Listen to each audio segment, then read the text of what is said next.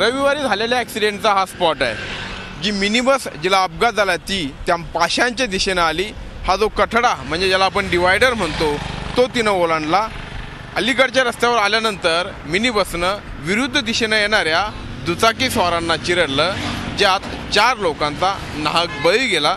एकतर हा रस्ता वळण रस्ता आहे, वाहनांची गती भयानक म्हणावी अशी आहे आणि त्यात डिवायडर म्हणायचा की नाही असा प्रश्न पडावा असा हा कठडा। त्यामुळे एकूणच सुरक्षितता म्हणून हा जो काही बाह्यवळण रस्ता आहे त्यावर अनेक प्रश्न या ठिकाणी उपस्थित होतात।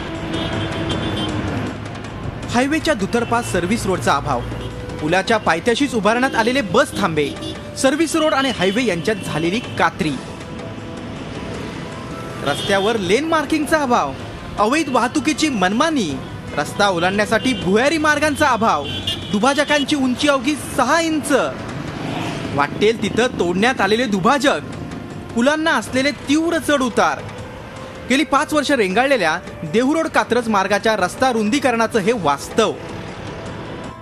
देहूरोड कात्रज बायपास महामार्गावर मागील 3 वर्षात किमान 300 अपघात झालेत, त्यात 115 जणांचे बळी गेलेत तर 50 पेक्षा जास्त जण जखमी झालेत। आता त्या डुक्कर खिंडीजवळ झालेल्या अपघाताची भर पडली आहे। नवले पूल ते चांदणी चौक या छोट्याशा टप्प्यात मागील 6 महिन्यात 9 जणांचा बळी गेलाय। वेळोवेळी पाठपुरावा करूनही इथली परिस्थिती सुधारत नाहीये। त्याला national highway authority of India आणि संबंधित कंत्राटदार जबाबदार असल्याचा आरोप सजग नागरिक मंचानं केलाय। लोकप्रतिनिधीही लक्ष देत नसल्याचा आरोप होतोय। म्हणजे 2.5 वर्षाचं काम आता 5 वर्ष झाली तरी काम तसंच रेंगाळते आणि याला संपूर्णपणे जबाबदार हा NHAI आहे, कारण त्यांचा कुठलाही कंत्राटदारावर कंट्रोल नाही। या रस्त्यावर गेल्या 6 वर्षात 100 बळी तरी गेले असतील। मला असं वाटतं की एवढ्या मोठ्या प्रमाणावर बळी गेलेला दुसरा कुठला रस्ता असणार नाही आणि तरीही नॅशनल हायवेचे लोक त्याच्याकडे संपूर्ण दुर्लक्ष करतायत, कंत्राटदारावर कंट्रोल ठेवत नाहीत। रिलायन्सचं काम इतके धीम्या गतीने चालू आहे की जसं एखादी लोकल काम कसं असतं किंवा मजूर लावून 4 मजूर लावून काम करून गेलं, ह्या प्रकारे तिथे काम चालू आहे आणि त्यामुळे हे मोठे ॲक्सिडेंट होतात। खरं पाहिलं तर केंद्र सरकारने किंवा NHAIच्या किंवा नॅशनल हायवे अथॉरिटीच्या अधिकाऱ्यांनी किंवा पदाधिकाऱ्यांनी हे काम त्वरित होण्यासाठी प्रयत्न केले पाहिजे। 1 ऑक्टोबर 2010 पासून कात्रज देहूरोड मार्ग 6 पदरी करण्याचं काम सुरू आहे। 31 मार्च 2013 ला हे काम पूर्ण होणं अपेक्षित होतं, मात्र मुदत उलटून 3 वर्ष झाली तरी काम सुरूच आहे। या दरम्यान विविध अपघातांमध्ये 100 पेक्षा जास्त बळी गेलेत। या रस्त्यावर 20 अपघात प्रवण स्पॉट असल्याचं वाहतूक पोलिसांनी NHAIच्या निदर्शनाला आणून दिलंय, मात्र कंत्राटदाराला खलिते पाठवण्यापलीकडे कोणतीही कारवाई झाली नाही। तातडीनं हा रस्ता सुरक्षित करण्यासाठी NHAIनं गांभीर्यानं प्रयत्न करणं गरजेचं आहे, त्यामुळे असे अपघातात निष्कारण जीव जाणं थांबेल। अरुण मेहत्रे, झी मीडिया, पुणे। याच संदर्भात अधिक माहिती घेऊया आमचे प्रतिनिधी अरुण मेहत्रे यांच्याकडून। अरुण, पुणे बायपास हा मृत्यूचा बायपास होतोय, तरीही यंत्रणा ढिम्म आहे, काहीच आतापर्यंत कारवाई झालेली नाहीये का? संबंधित ठेकेदारांवर काहीच कारवाई पुढच्या नजीकच्या काळात तरी होताना दिसणार आहे का? हेमाली, जे प्रश्न आपण काही महिन्यांपूर्वी उपस्थित केले होते तेच प्रश्न आजही जैसे थे अवस्थेत आहेत।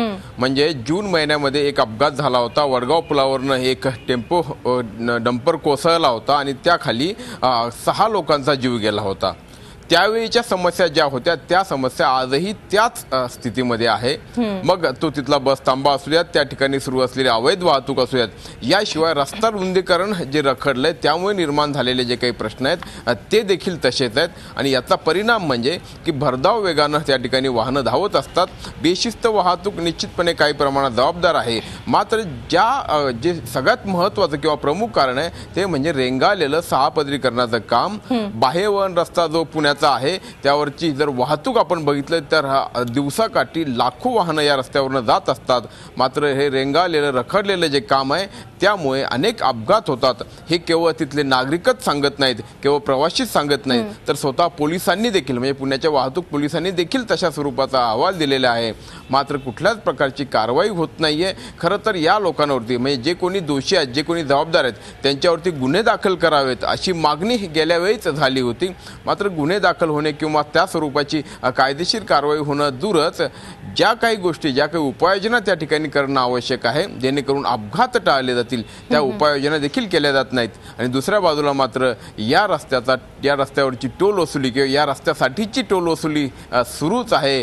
कालांतराने म्हणजे ठराविक मुदतीनंतर ही या टोलची रक्कम देखील वाढते आहे. त्यामुळे सामान्य प्रवाशांना अशा दुहेरी नुकसान, म्हणजे एका बाजूला की त्यांच्या जीवाला असलेला धोका आणि दुसऱ्या बाजूला टोलच्या माध्यमातून चुकावे लागत असलेले पैसे असे या ठिकाणी सहन करावे लागत आहेत. त्यामुळेच आता या मृत्यूच्या बायपासमधून पुणेकरांच्या आणि एकूणच प्रवाशांची सुटका कधी होती आहे हे पाहणं महत्त्वाचं ठरणार आहे. खूप खूप धन्यवाद अरुण, आपण दिलेल्या या सविस्तर माहितीबद्दल. झी 24 तास रहा एक पाऊल पुढे.